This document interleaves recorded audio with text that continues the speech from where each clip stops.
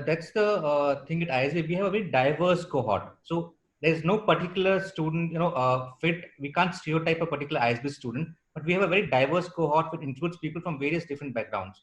So over the years, we have had people from sports field, we had people from people who were in fashion designing, people who were in, uh, aviation industry, people who were air hostesses, who have come to ISB, who have, thrived at ISB and got what they wanted.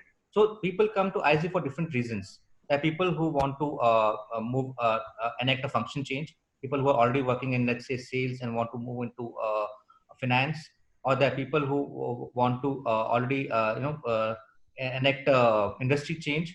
So the ISB is something for everybody who comes to ISB. But what we in general look at is we look at your acads, we look at your work experience, and we look at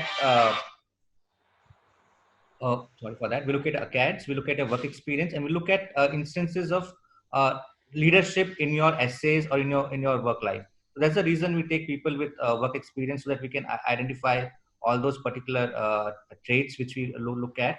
But in terms of profiles, diversity, we welcome everybody as long as they know what they want to do in life.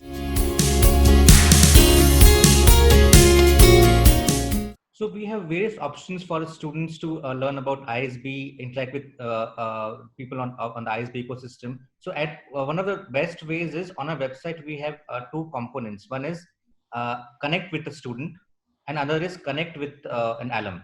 So there are these two options on our website. If you go and leave your details there, we'll connect you to a current student at ISB.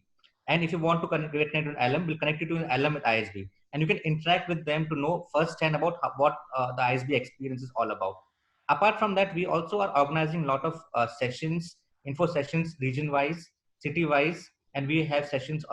We have already had sessions in Delhi, Mumbai, and we'll also be having a lot more sessions.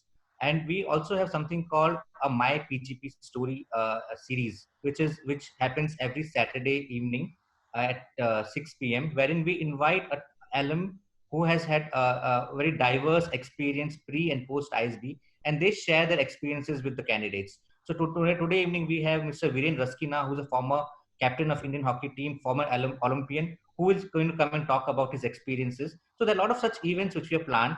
The best way is to go to our website, register for those events, and be part of those sessions and interact with the respective alum.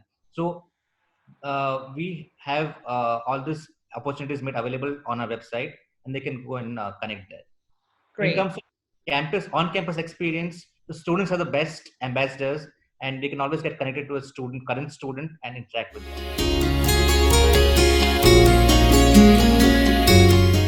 So we review a lot of applications from students every year, and one mistake which I see again and again with a lot of candidates every year is in terms of the choice of the recommender. So we have something called a recommendation to be sent by one of the recommenders, and a lot of people make a lot of mistakes in choosing the correct recommender. So idea behind the recommendation is to judge the quality of your experience in your particular work situation. So somebody who knows you well in that particular work situation should be your ideal choice of the recommender, and not somebody who is a CEO of an organization. So a lot of times I see people, giving the name of the CEO as a recommender, where the CEO has not interacted with the concerned candidate much, and is not able to bring out those insights. The best thing would be to give your immediate supervisor or immediate supervisor who has seen you, who knows your strengths, who knows your weaknesses, and can bring them out in the recommendations. So that's one of the mistakes which I see people making a lot often, not choosing the recommender with care. So you did speak about, the percentage of people who change industries or change functions, or and I really liked that graphic. I think it was very helpful to have that visual, because I think, you hear about all the things that people do after business school, but, seeing that really makes it clear that there is the majority, a significant majority of people do have quite a lot of change post their MBA. But when it comes to the MBA goals that an applicant would need to articulate in their application, what are you guys really looking for? Are you looking for very specific goals? Like, I want to start my own fund in the following, in the impact investing space because of, NGO work I've done, plus I've worked in finance. And do you want the very specific trail? Or is ISB sort of more okay with applicants who have a more open-ended goal?